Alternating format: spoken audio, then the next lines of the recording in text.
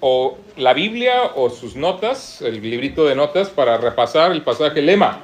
Hechos 2:32. Hechos 2:32. Lo teníamos que haber usado cada sesión y ya nada más lo usamos una. Bueno, hay que seguir con esta, si no se nos va olvidando. Hechos 2:32. ¿Están ahí? Ya se lo saben de memoria la mayoría, ¿no? Porque hicieron su tarea y ya se lo firmaron y lo estamos reafirmando, ¿no? ¿Ok? ¿Qué dice? Hechos 2:32. A este Jesús resucitó Dios, de lo cual todos nosotros somos testigos. Muy fácil, ¿no? Una vez más. Hechos 2:32. A este Jesús resucitó Dios, de lo cual todos nosotros somos testigos. Todos nosotros somos testigos. Eso es, como dice el hermano, mártires, ¿verdad? Perfecto, muy bien. Ya estamos en nuestra tercera sesión, se va el tiempo volando. Yo quiero una semana. Predicar el evangelio es un gozo, y decía el hermano hace rato, y de verdad no debemos cansarnos. Es algo hermoso, es algo profundo, es algo incomprensible. Uno podría meterse en la escritura e indagar todo lo que la Biblia habla del evangelio, de la gracia de Cristo Jesús para nuestra salvación, y no acabamos en la vida. Tendremos la eternidad para adorar al Señor por ello, ¿no, hermanos? Amén. Y aún nos va a faltar. Y aún nos va a faltar para poder rascarle algo a esa profundidad hermosa. Pero hermanos, de verdad, por 9 años estuve sirviendo al Señor antes de venir a España, como evangelista en México, Latinoamérica, y un poquito aquí, un poquito allá, donde el Señor nos permitía llevar su palabra, predicar el evangelio. Y me acuerdo que una de mis maestras del seminario decían que eso de ser evangelista pues no requiere tanta preparación. Cuando yo estudiaba ahí. Y después, cuando Dios me llamó al ministerio de evangelismo, dije, ¿cómo que no requiere preparación? Presentar el evangelio cada vez de manera fresca, claro, sin modificarlo, porque es el mismo mensaje. Claro, no podemos cambiarlo, porque si no estamos diciendo alguna mentira. Tenemos que presentar el evangelio con fidelidad, pero la realidad está en que presentar el evangelio de manera fresca, y luego en campañas de miércoles a domingo, de lunes a lunes, donde cada día predicaba 1, 2, 3 o 4 ocasiones en algunas veces, y presentar el evangelio, es obvio que es un reto grande siempre, pero al mismo tiempo hay demasiado en la Escritura que podemos tomar para presentarlo. Y tan solo lo que hemos venido viendo hasta ahorita en estos 2 mensajes de las 2 predicaciones de los apóstoles, nos damos cuenta que está presentado el Evangelio. Nos damos cuenta que son 2 audiencias distintas, judíos y gentiles. Y nos damos cuenta también que aborda las cosas de una perspectiva diferente, pero que el punto climático, la exhortación final, llega a coincidir perfectamente, porque la necesidad es la misma. La necesidad es la misma. Da igual que estés en una comunidad sumamente necesitada de todos los servicios, de todas las comodidades que una ciudad grande tiene. Da igual que la persona apenas tenga lo mínimo para vivir, como los huicholes allá en México, que nos asombraba, que llegábamos allá en la sierra de Tepic, cerca con la frontera del estado de Durango en México, y nos metíamos en coche primero hasta Tepic, Nayarit, y luego en automóviles todoterreno 12 horas hasta las montañas. Y de ahí bajaban familias para recibir la enseñanza, caminaban a veces días con toda la familia, pequeñitos, veías las pequeñas tribus, ¿no? Trayendo a todos los chicos para llegar a recibir el mensaje del evangelio. Y en esa zona donde hacía calor, tú veías su casa. ¿Casa?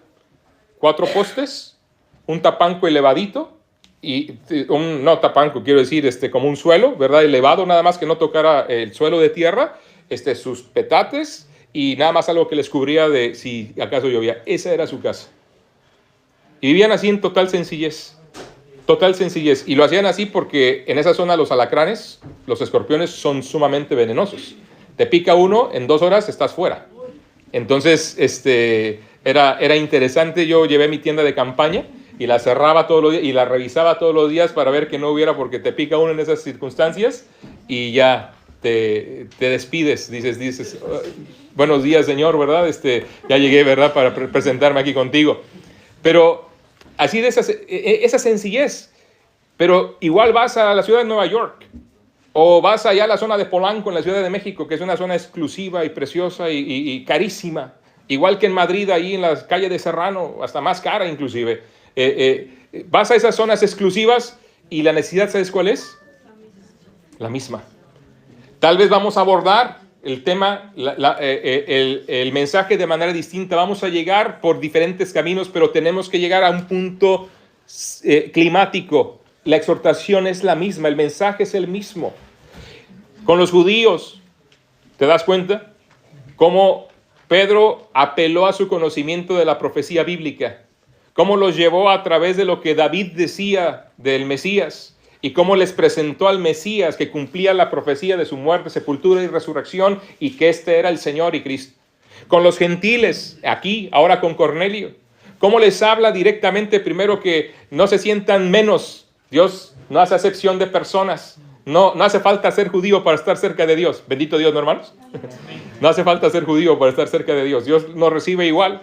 Y empieza a hablar de cuestiones que conocían, del testimonio de las cosas que habían escuchado que Cristo había hecho, los milagros que había realizado, la vida que había vivido y todas las credenciales que les presentó delante de lo que él había realizado. No apeló al Antiguo Testamento porque ellos no conocían el Antiguo Testamento. ¿Pero qué conocían? Habían escuchado de un Jesús de Nazareno que había hecho maravillas, que había muerto, que había sido sepultado y que había resucitado. Y les presentó ese mensaje directamente. ¿Se dan cuenta? El mismo mensaje por caminos diferentes. El mismo mensaje. Así que les presenta el testimonio de Dios y después les presenta. Ahí en Hechos 10 estamos terminando esta segunda predicación y nos faltan el testimonio de los apóstoles. 3 frases sencillas en el versículo 39, 40 y 41. Hechos 10, 39, 40 y 41. 3 frases sencillas reiterando cuál fue el mensaje de Dios o el testimonio de Dios.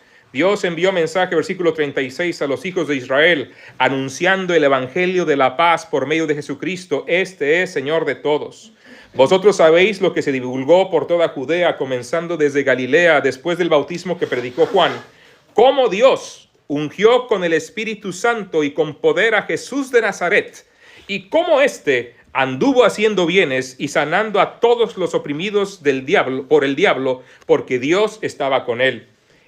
Y nosotros somos testigos de todas las cosas que Jesús hizo en la tierra de Judea y en Jerusalén.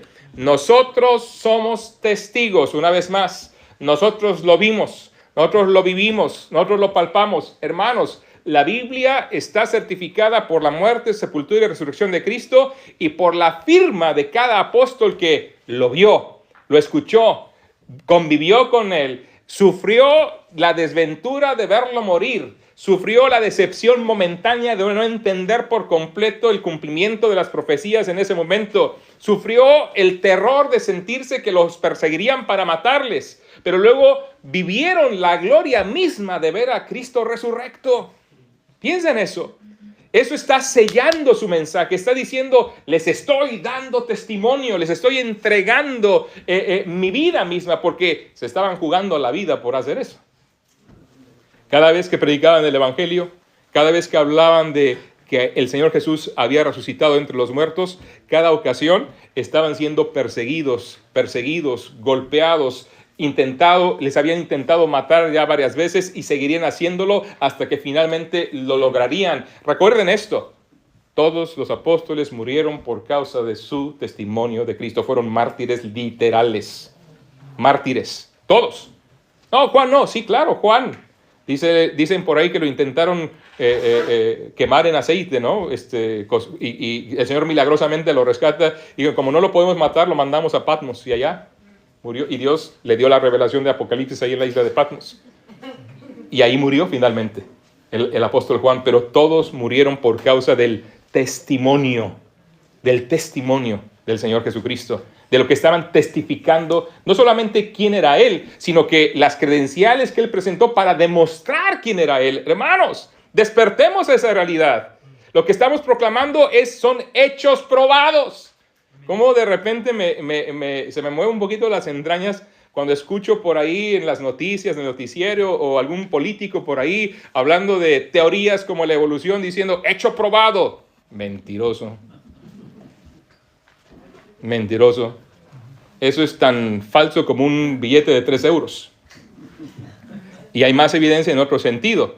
Y a veces la gente quiere, por citar científicos sin dar nombres y estudios, tener autoridad con lo que dicen. ¿Te das cuenta? Es que los científicos dicen, yo les pregunto, ¿quién? Dime quién. Dime cuál estudio. Dime qué han dicho. ¿Y sabes qué te dicen? Bueno, es que los científicos, ¿quién? Pues si estás tan cierto, pues que ya lo estudiaste tú, ¿no? Exacto. Dame nombres y apellidos, dame estudios y entonces vamos a platicarlo si queremos hablar de esa temática. Ahora no perdamos el tiempo con eso. Cristo se levantó de la tumba. Amén, hermanos. Amén. Y Él ha puesto sus testigos. Los puso gente que convivió con Él, gente que lo vieron y que ellos lo vieron perfectamente vivo como también muerto. Y estaban desolados, y ahora cuando es resucitado dicen, ¡qué milagro! ¡Qué tremendo! Esto no nos lo podemos guardar. Y empezaron a dar su testimonio. Y por eso Pedro está dándonos estos detalles de somos testigos, a este levantó. ¿Somos testigos de qué cosa? Somos testigos de su muerte, versículo 39, a quien mataron colgándole en un madero. Somos testigos de su resurrección, a este levantó Dios al tercer día e hizo que se manifestasen no a todo el pueblo, sino a los testigos que Dios había ordenado de antemano, a nosotros que comimos y bebimos con él después que resucitó de los muertos. Miren, hoy cuando hablamos del testimonio de una persona y que nos dice cosas así, a lo mejor lo ponemos en duda. Somos más escépticos de lo que la gente nos viene a decir, de lo que es que yo lo vi, es que yo lo hice, porque hay muchas personas así y en todo el tiempo ha habido gente muy fraudulenta. Pero cuando uno empieza a indagar en la historia y en las costumbres, cuando vemos en la historia bíblica, en el contexto histórico en el cual se estaban moviendo, la palabra de las personas y de los varones particularmente mayores tenía un peso tremendo. Inclusive, como vieron en el libro de los Hechos, llegaba Pablo a una sinagoga en otra ciudad y ¿qué hacían? Hey, dinos, ¿qué palabra nos traes? ¿Qué noticias hay? Danos testimonio de lo que está pasando por allá, porque era la manera también de comunicarse, enterarse de lo que ciertísimamente estaba ocurriendo. No tenían las redes que hoy tenemos, ¿verdad? No tenían el teléfono móvil que podemos coger y ver la noticia aquí. ¿Cómo está el clima en Segama? Va a estar bien. Ya sabemos que va a estar no tan frío, ¿verdad? Que va a estar medio nublado, lluvioso. Bueno, ya mi esposa dijo, se preparó para eso, ¿no? Porque ella le da más frío que a mí. Ya vimos. Pero ellos no tenían esa posibilidad. No podían ver lo que estaría pasando o lo que pasó. No sabían. Y cuando alguien venía de viaje, cuando alguien pasaba por ahí, cuando llegaban a la sinagoga, lo primero que decían, hey, ¿tienen palabra? Díganos, ¿qué está pasando por ahí? ¿Qué está pasando por allá? ¿Qué mensaje nos traen? Y eso los apóstoles lo emplearon para comunicar del mejor mensaje. Somos testigos de esto que ocurrió maravilloso en Jerusalén. Dense cuenta lo que ocurrió. El Mesías vino. Comprobó ser el Mesías con esto, pero los líderes lo mataron sin saber, sin querer reconocer que él era el Mesías, y luego se levanta de la tumba confirmando este hecho, y nosotros que bebimos, que comimos, que convivimos con él, lo vimos. Lo vimos. Tal vez no tenga el mismo efecto que yo les diga, yo lo vi, hermanos. Ahora, que el efecto que tenía en aquel momento cuando decían ellos, nosotros lo vimos, y por cierto, dice el apóstol aquí, nosotros lo vimos, ¿se dan cuenta? No a todo el pueblo, sino a los testigos que Dios había ordenado, plural. Nosotros que comimos, no fue solo uno, fueron varios. Y yo quiero que también vean esto. No me había percatado de ello hasta repasar esto. ¿A quiénes se le apareció Cristo? ¿A quiénes? Y, bueno, Pablo nos da una lista tremenda ahí en 1 Corintios 15. Pero, ¿cuántos incrédulos hay en esa lista? Interesante, ¿no? Uno diría, si Cristo se le hubiera presentado vivo a los incrédulos, hubieran creído en él. Es evidente que por ahí no va el asunto. Es evidente que toda persona para poder arrepentirse y creer, tienen que creer en el mensaje. que los que lo vieron, que los que convivieron con él, que los que fueron designados por Dios para ser sus testigos, que lo vieron y que comunican ese mensaje, creyésemos en ese mensaje. Y es lo que ha pasado con nosotros. ¿Quién de ustedes ha visto a Cristo resurrecto? Físicamente no. Bueno, fue hace casi 2000 años, ¿no? Entonces, ¿qué pasó? Lo vimos a través de Pedro. Lo vimos a través de Juan. Lo vimos a través de cada uno de los testigos de esa realidad y aceptamos su testimonio, aquellos que dieron su vida por este mensaje. Ahora, ese es el mensaje: muerte, sepultura y resurrección. Y luego dice, viene la encomienda que les da una vez más. Versículo 42, y nos mandó que predicásemos al pueblo y testificásemos que Él es el que Dios ha puesto por juez de vivos y muertos. Él es quien juzgará. Él es. Ahora, esto es importante para el gentil, porque el gentil, siendo pagano, ¿qué creía? Una multitud de dioses. ¿Qué creían muchos de ellos, siendo romanos? Que no había resurrección. Ellos no creían en la resurrección corporal. Tenían otro tipo de fe. Y entonces aquí Pedro está diciendo directamente, aquí está Dios y aquí está Dios el Padre, a quien ha declarado como Señor y Cristo a su propio Hijo, quien también ha establecido que sea el juez al cual le rendirás cuentas, porque dice la Escritura de manera clara, nos mandó que testificásemos que Él es, que Jesús de Nazaret es el que Dios ha puesto por juez de vivos y muertos. Un día le rendirás cuentas a Él. Saben que en el evangelismo una de las cosas que tenemos que ser conscientes, Dios ha dejado en todo ser humano dos herramientas a las cuales tendríamos que apelar para poder comunicar con eficacia el evangelio. Muchas veces la gente no nos escucha porque queremos hablarles del amor de Dios y dice, ¿cuál amor? Mira cómo vivimos. ¿No te ha pasado? ¿Por qué? Quiero hablarte de la Biblia. ¿Cuál Biblia? Yo no creo en esas cosas. La manipularon. La escribieron los Jerónimos. Uno me dijo por ahí. Bueno, los Jerónimos, las sectas, que son sectas dentro de la iglesia romana, realmente la orden de los Jerónimos tenía esa misión de preservar y traducir la escritura. Y por eso algunos piensan que ellos la inventaron. Me han soltado por aquí en España algunos, es que la inventaron estos Jerónimos. Bueno, de alguna forma, ¿no? Quieren justificarse. ¿Cómo testificar a alguien que se cierra así de tajo? ¿Cómo poder mover las cosas? Bueno, te voy a decir algo que hemos aprendido aquí en España. No es que yo sea muy inteligente, sino que en los golpes y lo que otros nos han instruido nos hemos dado cuenta. Empleamos algo que es muy sencillo, porque la Biblia nos dice que ahí está. Primero, es la eternidad. Todo ser humano es consciente que una vez que muera, vamos a rendirle cuentas a alguien. Da igual lo que piensen que sea la fuerza no sé qué, lo que no sé qué, el ser supremo, da igual cómo, pero son conscientes. Dios ha puesto, dice la Biblia en Eclesiastés, eternidad en el corazón del ser humano. Y es lo que Pedro está utilizando aquí. Dios ha designado como juez a Él, a Cristo, al Señor Jesús, de vivos y muertos. Él es el juez. Un día le rendirás cuentas. Y todo ser humano es consciente, aunque no lo acepte, aunque no lo crea, aunque no lo diga, está ahí. Y cuando tú testificas y apelas a eso, permites que el Espíritu Santo empiece a trabajar, empiece a obrar, empieza a abrir la necesidad espiritual en su corazón. Un día rendiré cuentas. Aunque sea un perfecto ateo. Aunque sea un perfecto ateo. Hemos intentado testificarle a ellos y sí, le digo, tú imagínate un día, ¿tú crees que muchos o pocos irán al cielo cuando mueran? No, yo no creo en esas cosas. Tú imagínatelo. ¿Tú crees? Dime. Ahora, apelamos también un poquito a la costumbre muy buena hospitalaria del español, que les gusta dar su opinión de todo lo que les preguntes. Y en vez de decirles esas cosas, les pregunto, ¿tú qué piensas? Dame tu opinión. Y aquí hay españoles presentes que nos pueden decir claramente que les gusta dar su opinión, ¿sí o no? ¿Sí? ¿Sí, verdad? Con confianza. Sí, no, ahora no quieren dar la opinión aquí, ¿verdad?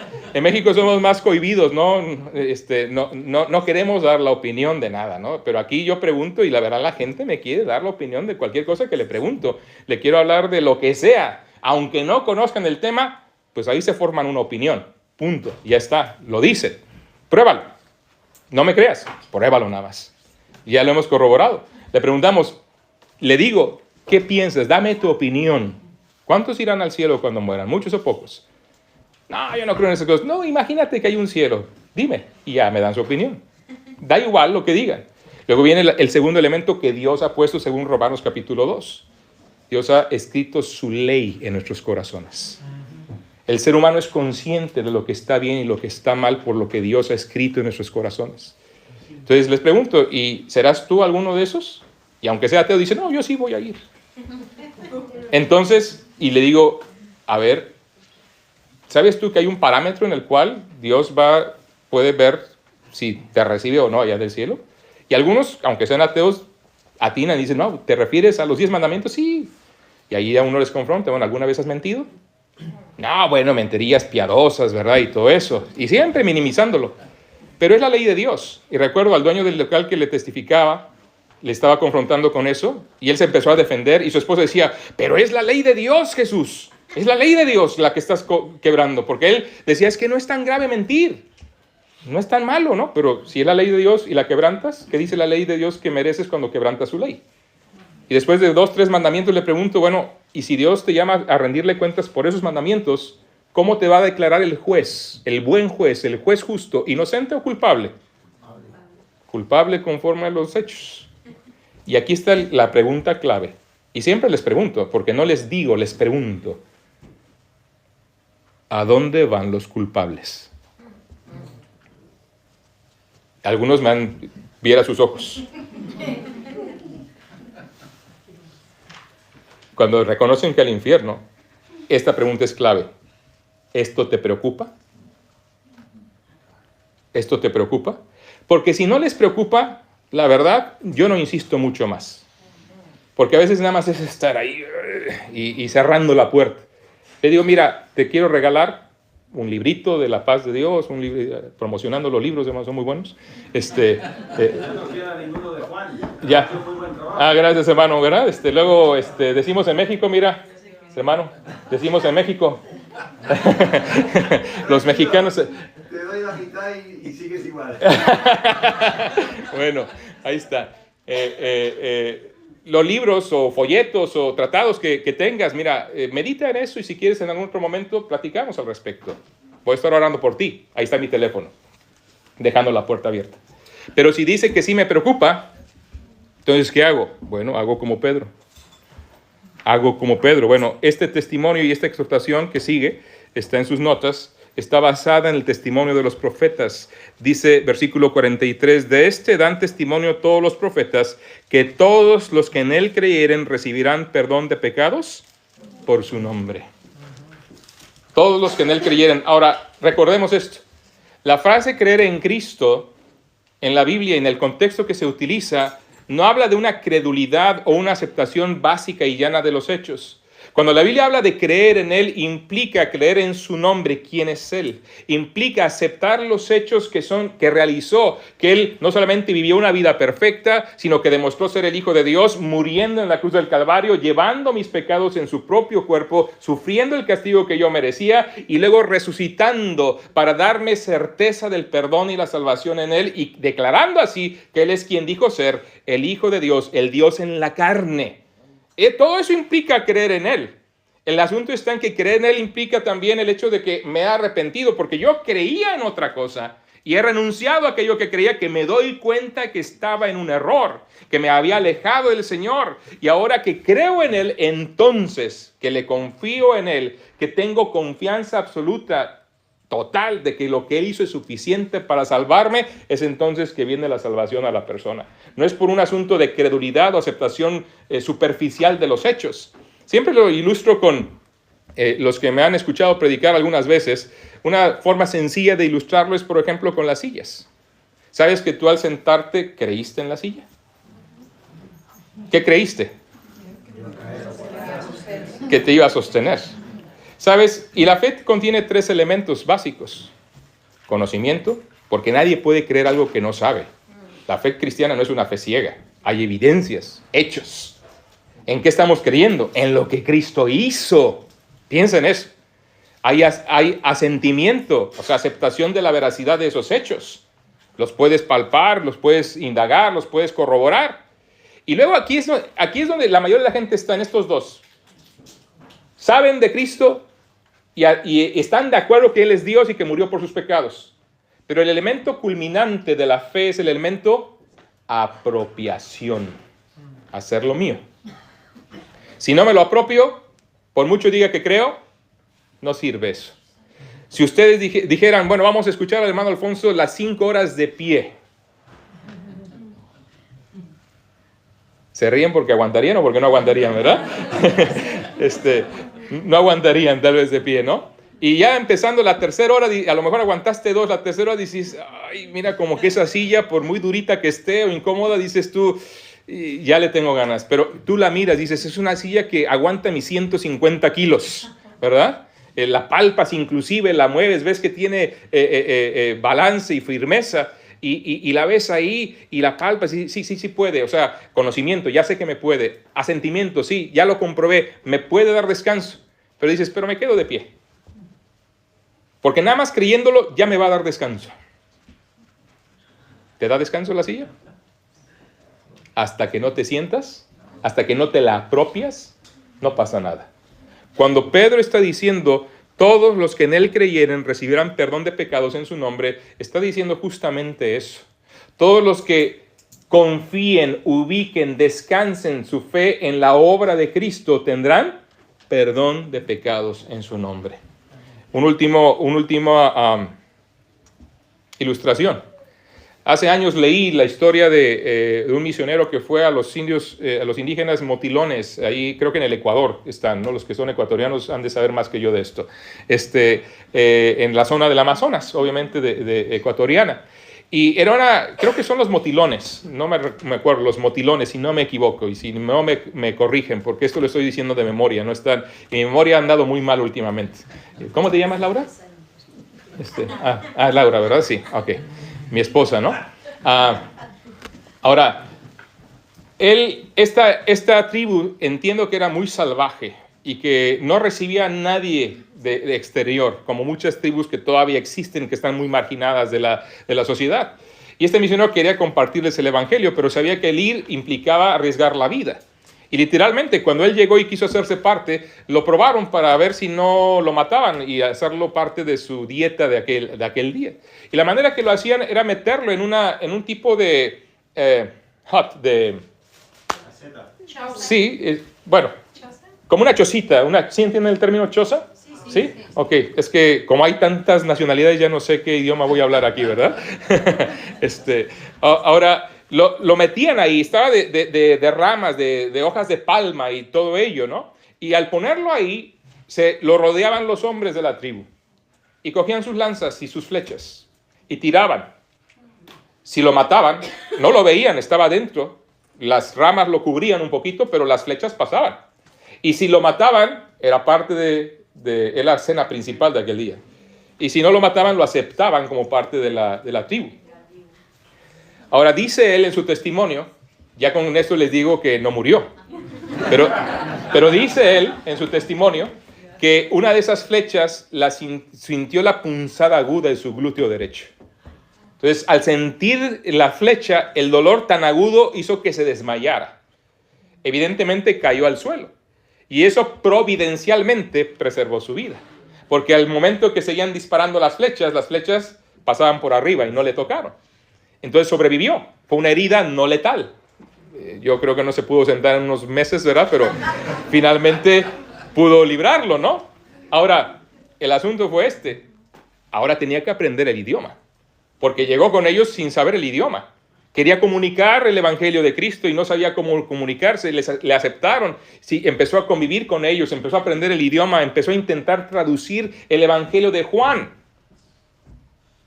¿El evangelio de Juan ya se lo llevaron? Que consiga más el hermano, ¿verdad? Más evangelios de Juan. ¿Por qué? Porque el evangelio de Juan fue diseñado por Dios para que creamos que Jesús es el Cristo y para que creyendo tengamos vida en su nombre. Pero hubo un problema luego, apenas empezó a traducir los primeros capítulos y se dio cuenta con un problema.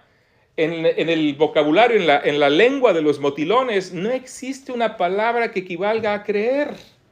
No existe una palabra en su vocabulario que signifique creer. Y él por meses estuvo pensando, ¿cómo le voy a hacer? Es clave que la gente entienda que debe creer en el Señor. ¿Qué hizo? Dios le permitió ver una realidad de la vida cotidiana. Estos indígenas vivían de manera seminómada y para protegerse dormían colgándose en los árboles, ponían sus hamacas en lo alto, y árboles que yo entiendo son muy altos ahí en el Amazonas, y lo hacían para protección. Se colgaban ahí para que las fieras no llegasen a hacerles daño en la noche. No vivían en cabañas, vivían en los árboles, literalmente, dormían en los árboles. Y él se dio cuenta que a la acción de recostarse, primero de colgar la hamaca y luego recostarse confiando en que el amarre y la rama fuera lo suficientemente fuerte y firme para sostenerles y no dejarles caer al vacío, donde sería una muerte segura, sería la palabra equivalente a lo que es creer en el Señor Jesucristo. No es aceptar un hecho, es confiar absolutamente mi ser y descansar en eso. ¿Te das cuenta? Es lo que Pedro está diciendo. Para que todos los que en Él creyeren, todos los que descansen en su obra, todos los que confíen en quién es lo que Él hizo por nosotros, reciban perdón de pecados en su nombre. Ese es el evangelio que predicamos, o que deberíamos estar predicando. Es la exhortación del apóstol Pedro. Y luego sabemos el resto de la historia. Mientras aún hablaba Pedro estas palabras, el Espíritu Santo cayó sobre todos los que oían el discurso, y los fieles de la circuncisión que habían venido con Pedro se quedaron atónitos de que también sobre los gentiles se derramase el don del Espíritu Santo. ¿Cómo sabían que el Espíritu Santo había llegado a sus vidas? Dice el versículo 46, porque los oían que hablaban en lenguas y que magnificaban a Dios. Ahora, tengamos cuidado, porque obviamente esto no sigue ocurriendo así. Tengamos cuidado. ¿Por qué ocurrió ahí? Porque tanto en Hechos capítulo 2 fue la primera vez que el evangelio era recibido por la gente de los judíos, y la evidencia de la presencia del Espíritu Santo tenía que ser palpable de lo que estaba pasando. Y esta es la primera vez que el evangelio es predicado a los gentiles, y en esta ocasión también era evidente que el Espíritu Santo tenía que llegar a sus vidas como a cualquier otro creyente, y tenía que hacerse notorio. Eso ya pasó, no tiene por qué volver a pasar.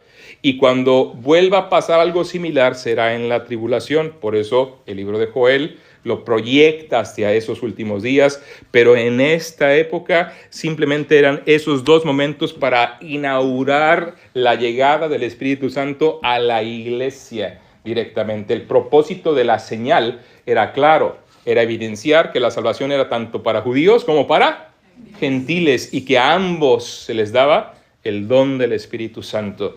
Y aparte de ello, la palabra de Dios estaba siendo escrita. Todavía no estaba completa. Y había que tener la evidencia de que era Dios quien estaba tratando en ese momento. Otra temática, pero teníamos que mencionarlo. ¿Por qué? Porque está aquí y luego van a decir, hermano, díganos algo. Bueno, ahí está nada más, para que no quede ahí entredicho. Hay mucho más que decir, ciertamente, pero el tiempo es breve y ya huele a comida, ¿verdad? Vamos a la tercera predicación. La predicación de Pablo ahora. Ahora, me llamó mucho la atención, la predicación del apóstol Pablo, me llamó mucho la atención lo siguiente, hermanos. Que cuando vemos las predicaciones del apóstol Pablo, de todos los apóstoles, mayormente Pedro y Pablo, aunque se habla de algunos de los fariseos, iba a decir, qué barbaridad, a veces también se portan así como fariseos los diáconos, ¿verdad? Por ahí, porque vemos que Esteban predicó, ¿se acuerdan? Vemos que Felipe predicó y vemos sus mensajes, pero la mayoría de las predicaciones registradas en la Biblia, en el libro de los Hechos, son de Pedro y de Pablo. Pero aún muchas de esas predicaciones simplemente se resume diciendo, y les predicaron la palabra, o les dieron la palabra, o les enseñaron la palabra, la mayoría de ellas.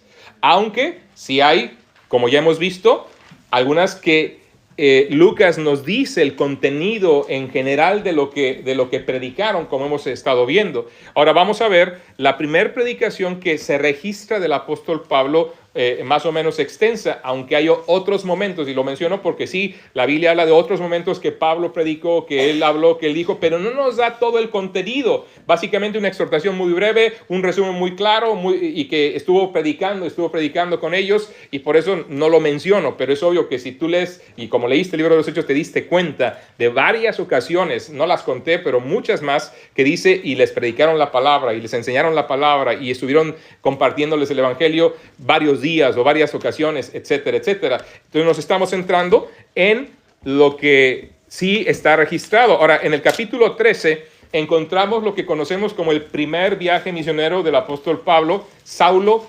Bernabé y Saulo, que así es como primero eran reconocidos, y que al breve tiempo esta dinámica cambió de ser Bernabé el líder a ser Pablo el líder, y que ya no se le decía Saulo, sino se le decía Pablo. Y después ya no fue Pablo y Bernabé, sino ya fue Pablo y Silas, ¿verdad? Su compañero. Y después Pablo, Silas, Timoteo, Epafrodito. Y ahí está la lista larga, ¿no? También de sus colaboradores que estuvieron con el apóstol Pablo. Ahora vamos a ver, nos queda menos tiempo, pero ahí lo vamos ajustando.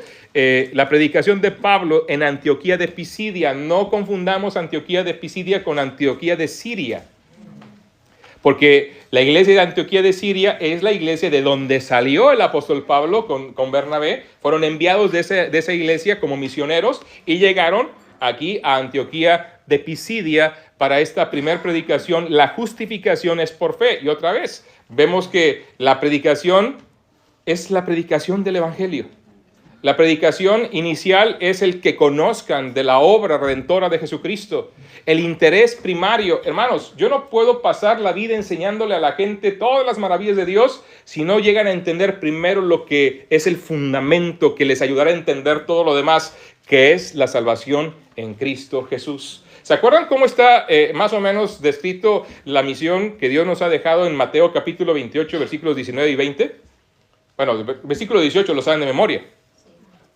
Y Jesús se acercó y les habló diciendo: toda potestad me es dada en el cielo y en la tierra. Por tanto, id y haced discípulos a todas las naciones. Y luego dice, bautizándoles, y nos dice en el nombre del Padre y del Hijo y del Espíritu Santo.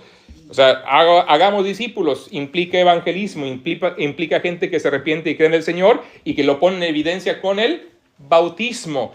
Pero qué interesante que después inmediatamente el bautismo, que dice, enseñándoles que guarden todas las cosas que os he mandado. Ahora, a veces queremos enseñar primero y luego que la gente crea y luego que sea bautizado. Ahora, yo entiendo que hay que enseñar algo. Yo entiendo que hay que enseñar, sí, aún del bautismo cuando un creyente necesita bautizarse. Pero a veces queremos dar todo el consejo de Dios para ver si entonces les amanece. Y sabes, de acuerdo al pequeño esquema que Dios nos deja, uno predica el evangelio, una persona se convierte y se bautiza, y después de bautizarse entonces se le sigue instruyendo en todo el consejo de Dios. La razón es muy sencilla y tal vez hasta un tanto obvia. Una persona que cree quiere dar testimonio de su fe, y una vez que quiere dar testimonio de su fe, quiere seguir sabiendo qué quieres de mí, Señor, y quiero obedecerte, ¿no? Quiero guardar tu vida, pero mi vida para ti. Quiero obedecerte, pero a veces, y el bautismo, como sabemos, decimos que es el primer paso de obediencia. Ahora, si una persona no está dispuesta a bautizarse, ¿estará dispuesta a obedecer lo demás? No sé cómo eres tú con el tema, por ejemplo, de las finanzas, que a todos nos duele, ¿no? Eso de meter la mano al bolsillo y dar, a veces no nos es muy fácil. Entonces, si yo primero te enseño en torno al diezmo, las ofrendas o lo que sea, y no has querido bautizarte, ¿te será más fácil querer obedecer al Señor en esta área de dar? Es que el primer filtro es el bautismo, en un sentido donde hay la disposición de decir, y se evidencia mi fe, yo quiero y yo soy del Señor, y ahora quiero seguirlo, y por lo tanto que quiero seguirlo, venga toda la enseñanza, y que es, no importa, voy a poner en orden mi vida, tengo problemas con este pecado, sí, claro está, cuesta trabajo, no importa, yo amo al Señor y lo sigo, pero como no quiso obedecerlo en lo primero, que es tan sencillo, porque ¿cuánto trabajo cuesta bautizarse?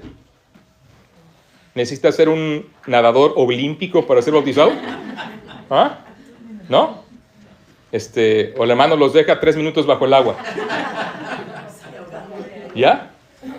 Hermano, no seas malo, ¿verdad? ¿Verdad que no? ¿O no creen en la resurrección? Porque muertos con Cristo. Muerto con Cristo. Muerto con Cristo. Muerto con Cristo. No, pero en la resurrección, vida nueva, ¿verdad? Qué bien. No se requiere ninguna habilidad, simplemente que quieras hacerlo. Digo, espero que todos los que están aquí ya hayan sido bautizados. Si no, dicho sea de paso, habla con tu pastor al final de esto, ¿verdad? El detalle en el nombre del Señor Jesucristo. Cuando uno tiene esa disposición, uno quiere obedecer. Ahora, el apóstol nos muestra con toda claridad el mensaje del Evangelio. Tiene que ver con el anhelo. Buscamos que la gente crea, para que una vez que crea, siga al Señor y empieza a vivir una vida distinta. Pero no podemos buscar estar enseñando todo lo demás cuando lo que tenemos que estar enseñando es de la muerte, sepultura y resurrección de Cristo y cómo eso afecta o debería afectar a la gente. Vamos a ver ahí en la predicación del apóstol Pablo en este primer viaje misionero. Ahora, rápidamente, Hechos capítulo 13.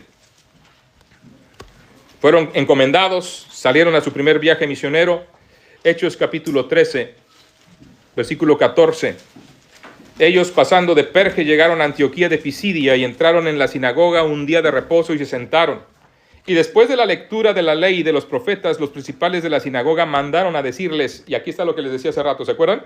Varones hermanos, si tenéis alguna palabra de exhortación para el pueblo, hablad. Yo quiero siempre que me digan eso, ¿verdad?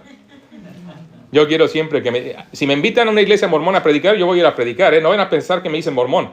Voy a ir a predicarles el Evangelio de Cristo. He predicado en capillas católicas grandes, en algunos funerales sobre todo. Recuerdo en un particular, había unas 300 personas ahí en México. Y bueno, el sacerdote estaba haciendo lo que hacen. Y había hermanos creyentes, parientes de la persona que había partido y que era creyente también. Y le dijeron, oiga, ¿podría el pastor hablar para nosotros?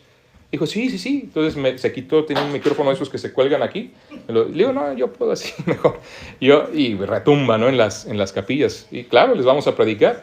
Algunos hicieron fotos y dijeron, lo vamos a publicar, pastor, para que vean que ya se hizo sacerdote católico, ¿verdad? No, vamos por allá, ¿no? En otras ocasiones también, donde gente religiosa no quiso ir a atender situaciones así, pues me invitaron a mí para ir a predicar el Evangelio. Y claro que yo voy. Para eso estoy.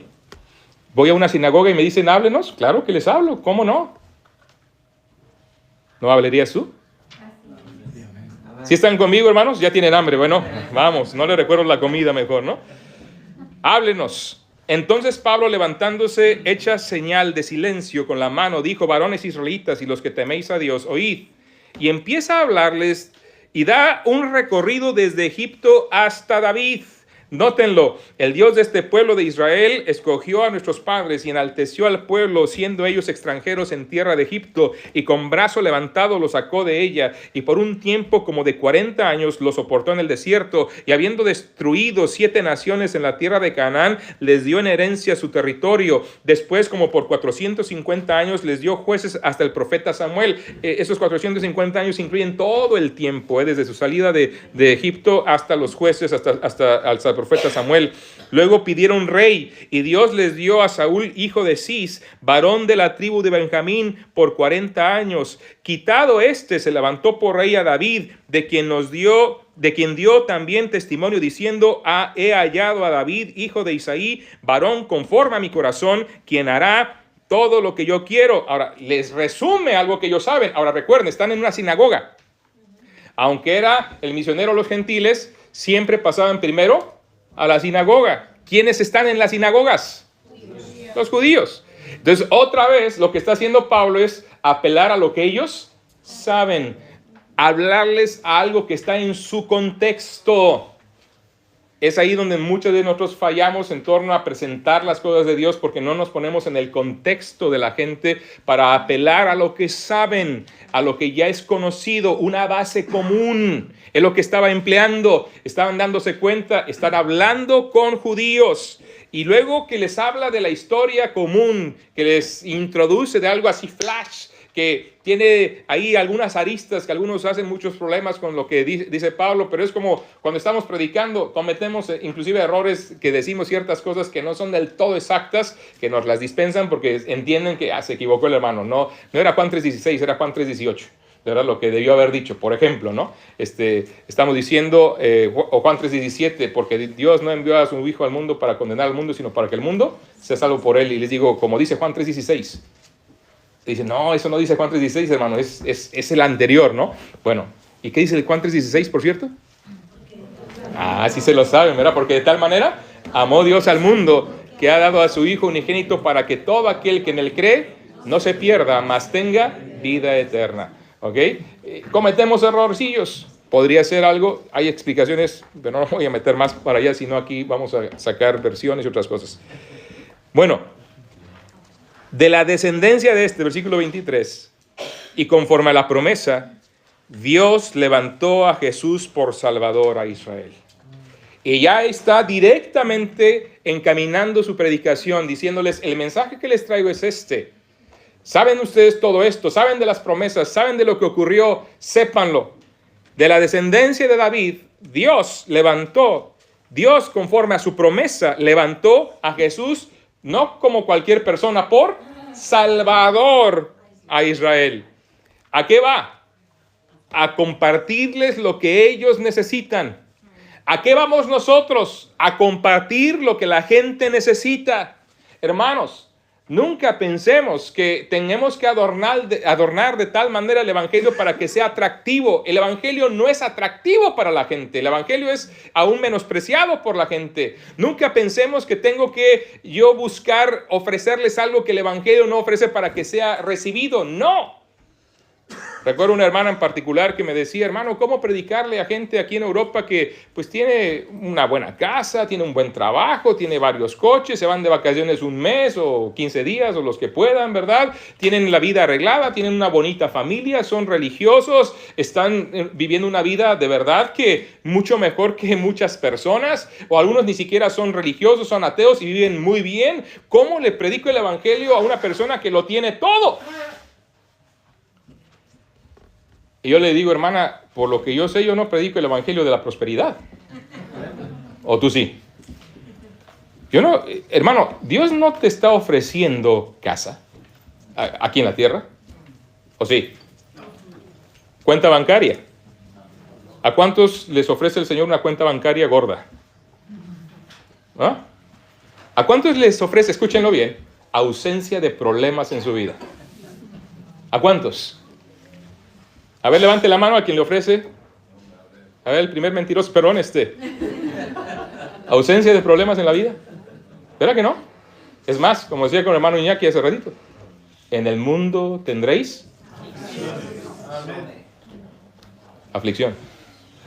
Estas cosas os he hablado para que en mí, dijo él, tengáis paz. En el mundo tendréis aflicción. Y más si crees en Cristo y le sigues, más. Bienvenido a la familia de Dios. A veces no nos gusta hablar de esa parte. Quisiéramos todas las promesas, la protección, la provisión, todo lo bueno, todo esto. Hermano, pero la Biblia es clara. Si alguno quiere vivir piadosamente en Cristo, padecerá persecución. No dice a lo mejor, dice padecerá. Démonos cuenta de ello. Entonces, ¿cómo compartir el evangelio a una gente que lo tiene todo? Es que, hermana, yo no predico el evangelio de la prosperidad, insisto.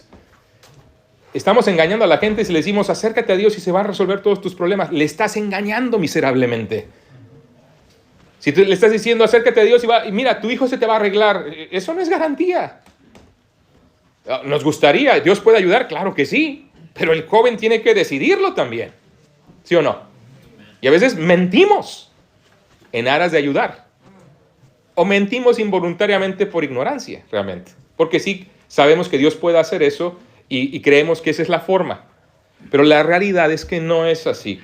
Imagínate que tu amiga, tu vecina acepta lo que dijiste, se acerca al Señor, claro, se acerca por motivaciones erradas, y cuando empieza a mirar que las cosas no mejoran, la desilusión es mayor. Y el cierre de su corazón llega a ser más fuerte. Yo creí que, y mira lo que pasó, tú dijiste que mis problemas económicos se iban a solucionar y mira, estoy peor. Y puede ser que sí, Ahora, ¿eso es lo que Dios quería? No.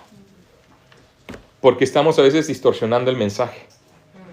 ¿Qué es lo que tenemos que ofrecer? No ofrecemos para nada bienestar material y circunstancial. ¿Qué es lo que la gente necesita? ¿Cuál es la necesidad que tienen?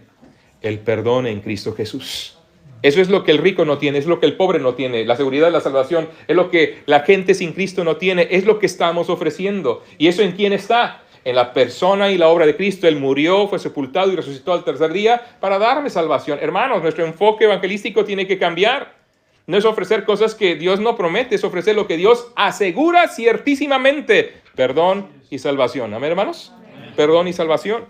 De la descendencia de conforme a las promesas de Dios, conforme a la promesa, Dios levantó a Jesús por Salvador a Israel. Antes de su venida, predicó Juan el bautismo de arrepentimiento a todo el pueblo de Israel. ¿Se acuerdan?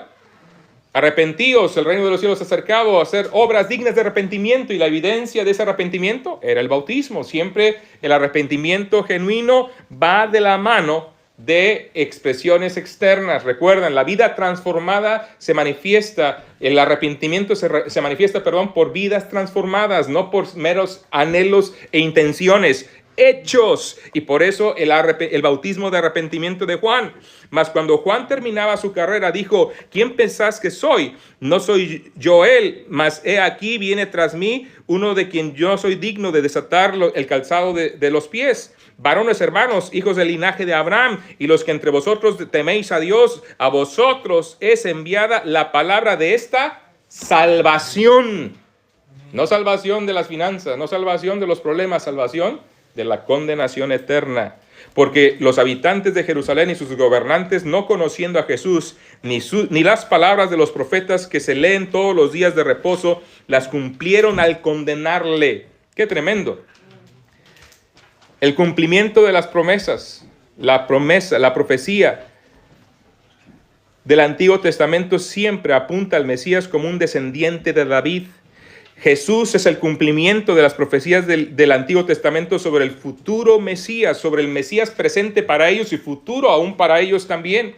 Y es lo que Pablo les estaba proyectando. Otra vez, estamos hablando de judíos que tenían que tener ese contexto.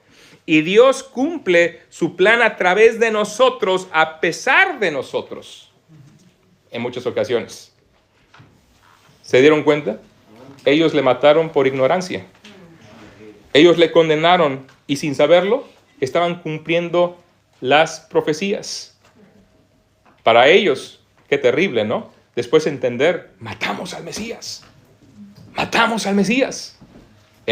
Los pocos que lo entendieron, pero sí hubo quienes lo entendieron. Por eso la iglesia revolucionó al inicio en Jerusalén. Se cree que llegaron a alcanzar hasta unas 26,000 personas congregándose ahí en los alrededores del templo de Jerusalén. ¡Qué tremendo! Empezaron con los 3,000 de Pedro. Luego se agregaron otros 5,000 y luego Lucas dijo multitud. Y es ahí donde dicen una barbaridad. Estamos ya corriendo, ¿verdad? ¡Qué barbaridad! Muy bien. Ahora, déjeme ver, porque si no, el cumplimiento de las promesas. Veamos la exhortación directamente. ¿Cuál fue la exhortación que Pablo les dio a ellos? Versículo 38. Brinquemos un poquito. Bueno, desde el versículo 35, 34, es que tengo que leer la Biblia. Y en cuanto que le levantó de los muertos para nunca más volver a corrupción, lo dijo así: os daré las misericordias fieles de David. Por eso dice también en otro salmo: no permitirás que tu santo vea corrupción. Porque a la verdad David, habiendo servido a su propia generación según la voluntad de Dios, durmió y fue reunido con sus padres y vio corrupción. Mas aquel a quien Dios levantó no vio corrupción. Sabed pues esto, varones hermanos, que por medio de él se os anuncia perdón de pecados, y que todo aquello de que por la ley de Moisés no pudisteis ser justificados, en él es justificado todo aquel que cree. Mirad pues que no venga sobre vosotros lo que está dicho a los profetas. Ahora en esta, dice, mirad, oh menospreciadores, y asombraos y desapareced, porque yo hago una obra en vuestros días, obra que no creeréis si alguien os la contare. Ahora, la exhortación es sencilla, pero ¿se dan cuenta cómo termina su mensaje? Una vez más, ¿a dónde lo proyecta? La resurrección. Ahora, Pablo no convivió con Jesús, pero Cristo le alcanzó en el camino a Damasco. Pero el Señor resurrecto se le apareció a él. El Señor le instruyó, como Pablo mismo da testimonio, directamente. Y el Señor lo comisionó para que fuera apóstol a los gentiles. Lo veremos más adelante. Pero el punto es que Pablo, como los demás apóstoles, predica la salvación en Cristo. Jesús es el Salvador. Y Él es el Salvador y está certificado por su muerte, sepultura y resurrección. Y se dan cuenta el énfasis grande que el apóstol hace otra vez en torno a la resurrección, tomando de las profecías de David, tomando de lo que David, el rey David, el reconocido rey David, había anunciado en el libro de los Salmos y aplicándolo directamente a la persona y a la obra de Jesucristo, para que se dieran cuenta no solamente que habían matado al Mesías, que hoy había oportunidad de creer, arrepentirse y creer, porque ese Mesías no permanecía muerto, estaba vivo. Y esa es la gran diferencia. Y una vez más, el mensaje se pondera y se dirige a la realidad que Cristo ha resucitado de entre los muertos. Hermanos, ¿cómo se nos puede escapar de nuestra vida cotidiana la realidad que servimos al Dios vivo, al Dios resurrecto, al Dios que nos rescató con su muerte, sepultura, pero también su resurrección? Y el centro del testimonio de nuestro mensaje está en el hecho de que Él vive, hermanos. Por eso me puedo relacionar con Él. Por eso puedo tener comunión con Él. Por eso Él me puede salvar. Porque Él vive. Porque Él vive. Ahora, qué tremendo la advertencia, ¿no? En torno a menospreciarle, porque se nos hace asombroso, se nos hace increíble. Testificándole hay un varón, y les ruego que oren por él, se llama Juan, catalán, de aquí de Lérida. ¿Lérida o Lérida? ¿Cómo se dice? Lérida, eso. Asiste, tiene 1 año y medio asistiendo con nosotros. Todos los cultos, ahí está. Y ya en tiempos recientes escucha. Ustedes saben cómo hay ciertas personas que siempre, cuando no están de acuerdo con algo, lo va a manifestar de inmediato. Él es una persona así. En torno a las cosas espirituales, hasta ahora no me ha contradicho en nada. Qué bueno, porque me ha contradicho, y aún en el culto, en otras cuestiones, ¿no? Por ejemplo, cuando leímos Romanos, donde dice Pablo de su intención de pasar por España, terminando el culto, me dice, eso está mal. No existía España. Bueno, tienes razón. Le digo, tienes razón, pero se refiere a la región Hispania. ¿Está mal? ¿Está mal? Sí, pero está mal. Está mal. ¿Está mal? No vas a discutir, ¿no? con esas situaciones, ¿no? Una persona que no cree, no entiende la traducción, obviamente se refiere a la región. No existía el reino de España, es verdad. Hoy existe España, pero era la región que se llamaba Hispania, básicamente. Y así está en el griego. Punto. En la traducción ponen España. No es eso, pero se refiere a esta región. Punto. Bueno, ya está bien. El asunto es Cuando empezamos a hablar ya de cuestiones espirituales, él no contradice nada. Pero recientemente, cuando le testificamos más a fondo, y su problema está en el asunto de la evolución. Dice, es que no pudo haber sido así. Es que no pudo haber sido así. Le dije, hagamos un lado esto. ¿Crees tú en Jesucristo? Sí creo en Él. Bueno, Jesucristo directamente dijo, en el principio varón y hembra, los creó. Dios nos creó de manera directa, no por un espacio evolutivo.